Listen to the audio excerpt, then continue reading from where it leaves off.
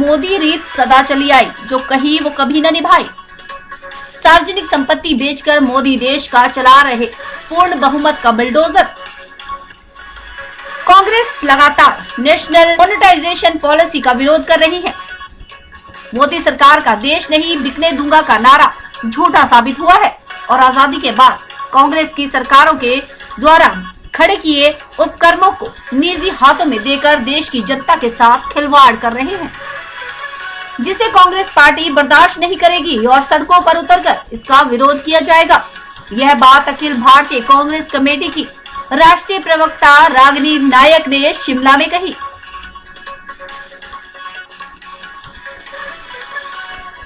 रागिनी नायक ने कहा कि मोदी ने सत्ता पर काबिज होने के लिए देश नहीं बिकने दूंगा का नारा दिया, जो झूठा साबित हुआ है। एनएमपी के तहत जो भी कांग्रेस ने 70 सालों में इंफ्रास्ट्रक्चर तैयार किया, उसे मोदी सरकार प्राइवेट हाथों में बेच रही है। मोदी सरकार जमीन आकाश पाताल सब कुछ बेचने जा रही है। उन्होंने कहा कि मोदी ने अपने कार्यक्रम में बनाया कुछ नहीं है, लेकिन जो कांग्रेस ने 70 सालों में बनाया उसे सब कुछ से सब बेचा जा रहा है। मोदी रीति सदा चली आई, जो कहा वो कभी न निभाई। उन्होंने कहा कि इस बात की भी कोई गारंटी नहीं है कि इस पैसे का उपयोग मोदी लाखों के सूट बूट पर खर्च नहीं करेंगे। इसके लिए जनता का पैसा जो बैंक में है उससे लोन मिलेगा, फिर जनता की प्रॉपर्टी को खरीद कर कुछ लोगों को फायदा पहुंचाया जाएगा। कांग्रेस इसे चुपचाप सहने वाली नहीं है। पूरे देश में इसका विरोध किया जाएगा और सड़कों पर उतरकर इसका विरोध करेगी। वहीं रागिनी ने सेब के दामों में आई गिरावट पर कहा कि यह आश्चर्यजनक है कि डबल इंजन की सरकार कुछ नहीं कर पा रही है। प्रदेश के मुख्यमंत्री इस पर अगर कुछ नहीं कर पा रहे हैं तो यह उनकी असफलता है।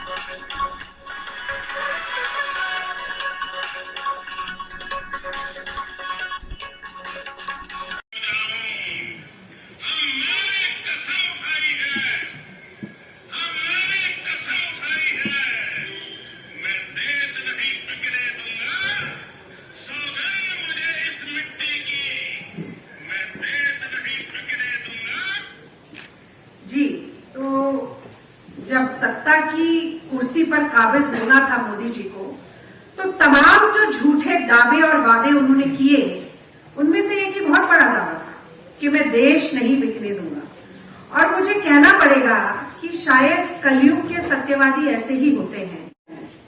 मोदी रीति सदा चली आई, जो कह जाए वो कभी ना निभाए।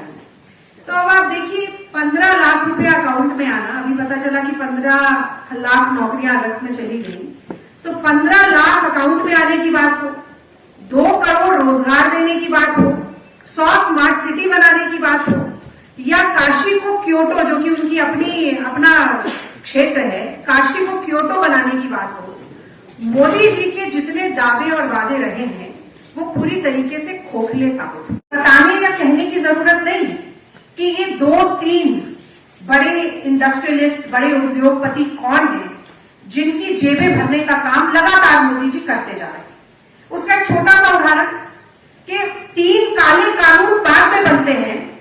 पहले अडानी जी के वेयर हाउस बन जाते हैं, गोदाम बन जाते हैं, तो मोदी जी बता देते हैं कान में फुसफुसाकर कि ये हम करने वाले हैं, इससे पहले तैयारी आप कर लीजिए, सब कुछ आप ही के पास आना है। ऐसी ही कवायद यहाँ पर दोबारा से शुरू हो रही है। किया जाएगा किराए के लिए 60 लाख करोड़ की संपत्ति, खरबों रुपए की संपत्ति 50 साल के लिए आप दे देंगे किसी बड़े इंडस्ट्रियलिस्ट को, और हाथ में पकड़े रहेंगे एक कागज और कहेंगे ये देखिए कागज लहरा रहे हैं, ओनरशिप हमारे पास है।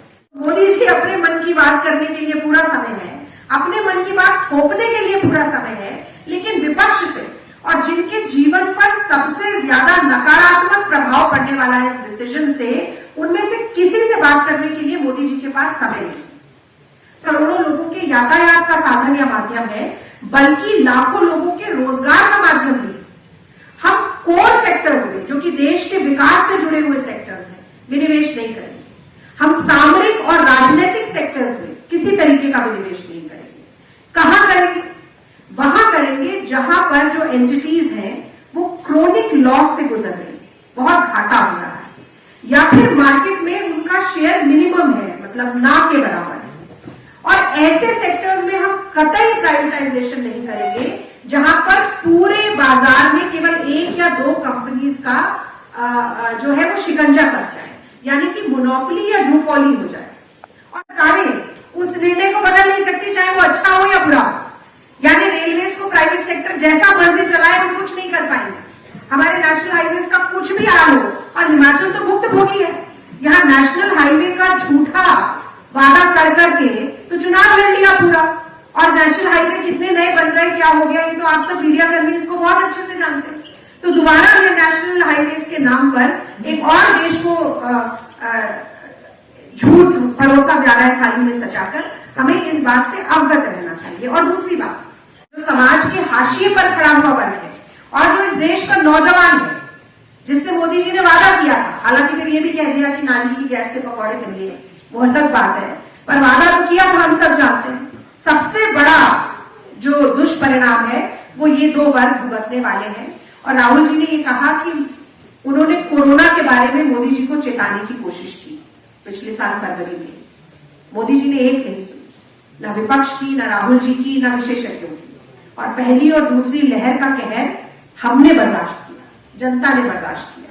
और कोई ऐसा व्यक्ति नहीं है जिसकी जानकारी में कोई नाते रिश्तेदार, कोई सहयोगी, कोई दोस्त, कोई जान पहचान वाला कोरोना के कारण संक्रमित ना हुआ हो, या उसने अपनी जान ही ना गंवा दी। कोई ऐसा व्यक्ति नहीं बचा। एन स्टार न्यूज के लिए शिमला से कपिल ठाकुर की रिपोर्ट।